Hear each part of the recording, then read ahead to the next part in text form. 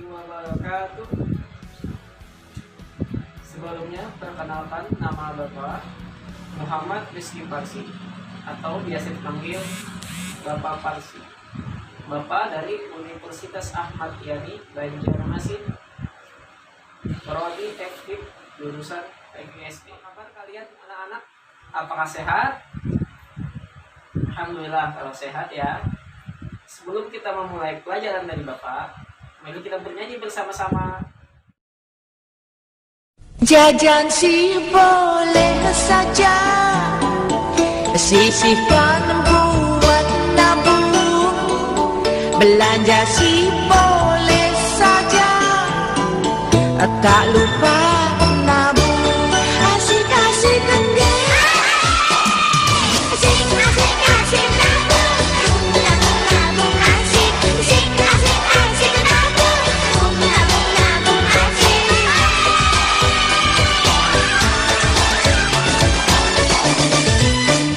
Bimbing bang yo, kita ke bank. Bank bimbung yo, kita nabung.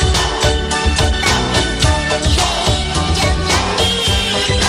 Tahu-tahu kita nanti dapat untung. Bimbing bang yo, kita ke bank. Bank bimbung yo, kita nabung. Tabung hey, jangan dihitung.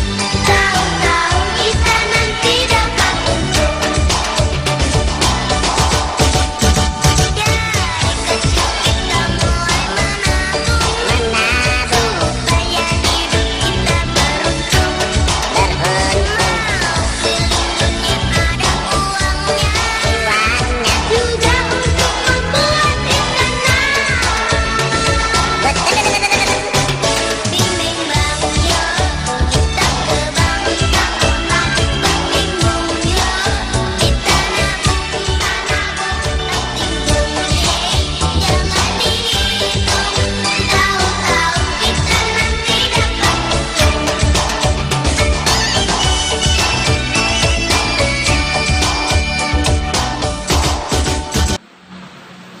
Oke, dari lagu tersebut, apa menurut kalian tema pembelajaran kita hari ini? Menabung mendapatkan untung. Dari kecil kita harus menabung. Ya, betul sekali. Tema kita hari ini adalah pola hidup sederhana. Mengapa demikian? Karena pola hidup sederhana bisa kita terapkan di kehidupan kita sehari-hari. Apa sih hidup sederhana?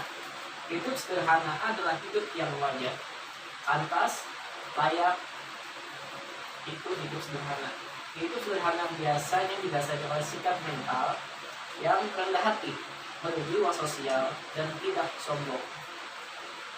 Hidup sederhana bukan berarti hidup yang serba kekurangan atau hidup yang penting mohon maaf miskin, tetapi hidup yang sederhana yaitu hidup yang seperlunya saja dengan asas pada hal-hal seperti berikut ini. Yang pertama yaitu cermat, berarti harus teliti dalam menempatkan dan memenuhi kebutuhan dari yang besar sampai kebutuhan yang sekecil-kecilnya. Yang kedua, hemat. Berarti kita harus berhati-hati di dalam menggunakan materi yang tersedia sebagai sarana hidup agar materi tersebut berfungsi untuk memenuhi segala macam kebutuhan hidup. Selanjutnya, yang ketiga, tepat. Bukan berarti kita harus menggunakan sarana hidup secara tepat pada sasarannya. Artinya, kita dapat meniru Tuhan atau keperluan hidup guna untuk mencapai tujuan hidup. Yang keempat, manfaat. Berarti kita semua penggunaan materi harus ada manfaat dalam mencapai kehidupan kita. Bagaimana hidup sederhana dalam sikap dan perbuatan kita?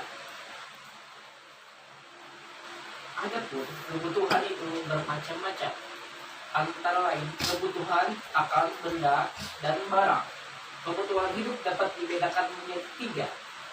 Yang pertama, kehidupan primer adalah kebutuhan pokok yang harus kita penuhi oleh setiap manusia. Misalkan kebutuhan sandang, pangan, perumahan, dan keselamatan.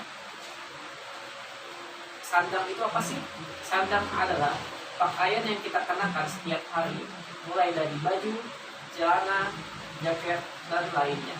Seperti contoh baju bapak. Dan ada juga di sini contoh baju, celana, jaket. Kalau yang pangan adalah makanan yang diperlukan untuk tubuh agar energinya tetap terjaga dan bisa beraktivitas dengan normal. Seperti apa contoh pangan? Seperti ada di sini nasi, telur, dan sayur-sayuran. Ada juga buah-buahan. Itu adalah pangan, artinya makanan yang kebutuhan pokok kita dalam sehari-hari. Yang kedua yaitu kebutuhan sekunder. Kebutuhan sekunder adalah kebutuhan yang melengkapi kebutuhan primer. Misalkan perabot rumah seperti radio, TV, dan lain sebagainya. Bagaimana agar kita tidak bersikap boros dan bisa menghemat? Dengan cara, kalau TV atau radio sudah kita terdengarkan lagi, maka radio tersebut harus kita matikan agar kita berhemat. Dan berhemat itu kita bisa tabung uang kita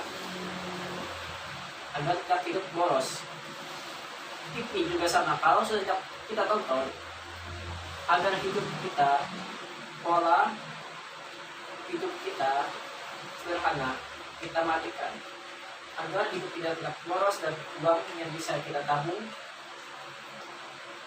Yang selanjutnya yang ketiga, kebutuhan tersier adalah kebutuhan yang tergolong mewah, misalkan seperti mobil, handphone, dan lain sebagainya. Kebutuhan tergolong mewah ini tidak terlalu penting bagi kita. Mengapa demikian? Seperti mobil. Kalau mobil tidak bisa kita pakai dan kurang kita pakai, maka tidak usah kita membeli, karena itu suatu pemborosan. Seperti handphone juga, kalau memang tidak terlalu kita pakai, maka tidak usah kita beli, karena itu pemborosan. Apalagi untuk anak-anak. Baiknya uangnya kita tabung untuk masa depan kita. Yang selanjutnya adalah unsur-unsur pola hidup sederhana. Unsur-unsur pola hidup sederhana yang patut kita terapkan dan kita kembangkan oleh setiap orang dalam hidup dan kehidupannya adalah sebagai berikut. Yang pertama, pemenuhan kebutuhan sehari-hari dipenuhi secara wajar, disesuaikan dengan kemampuan keuangan yang tidak berlebihan. Kalau kita ingin beli baju, kalau baju itu tidak terlalu penting dan kita sudah banyak memiliki baju, untuk apa kita beli? Itu pemenuhan secara yang wajar-wajar saja dan tidak berlebihan, karena kita masih banyak punya baju dan tidak perlu terpakai. Yang kedua, tidak suka pamer terhadap kekayaan yang kita miliki. Yang ketiga, memperhatikan keadaan orang lain yang ada dan di lingkungan kita. Seperti kalau orang itu memerlukan makanan, maka kita bantu orang itu, kita berikan makanan, kita beri makanan. Itu yang bagus. Keempat, tidak mengadakan kegiatan yang kurang perlu dengan biaya mahal. Seperti menyelenggarakan pesta dan tidak berlebihan secara gengsi. Misalkan kalian mengadakan pesta yang mewah,